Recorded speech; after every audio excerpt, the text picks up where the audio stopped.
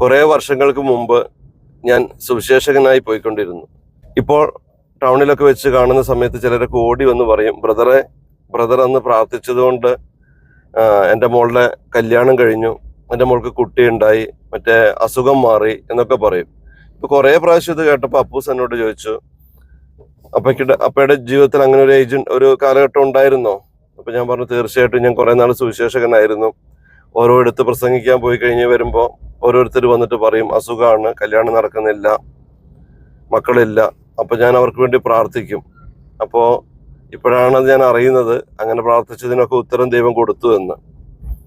അപ്പൊ അവൻ എന്നോട് ചോദിച്ചു, അപ്പയ്ക്ക് അങ്ങനെ ഒരു കഴിവുണ്ടോ? ഞാൻ പറഞ്ഞു, അതെനിക്കറിയില്ല.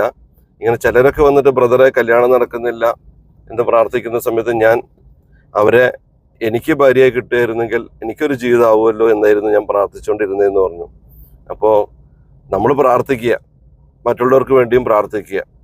ഒത്തിരി പേര് ഒരു വിഷയത്തെക്കുറിച്ച് പ്രാർത്ഥിച്ചാൽ അത് നന്മയ്ക്ക് വേണ്ടിയിട്ടുള്ള പ്രാർത്ഥനയാണെങ്കിൽ, ഇരുകൂട്ടർക്കും നന്മ ഉണ്ടാക്കുന്നതാണെങ്കിൽ ദൈവം അത് സാധിച്ചു തരുമെന്നാണ് എൻ്റെ വിശ്വാസം. അപ്പോൾ പ്രാർത്ഥന മുടക്കണ്ട, പ്രാർത്ഥിക്കുക, നമുക്ക് വേണ്ടിയും മറ്റുള്ളവർക്ക് വേണ്ടിയും പ്രാർത്ഥിക്കുക. ഈശ്വരൻ എല്ലാവരെയും അനുഗ്രഹിക്കട്ടെ. Be happy.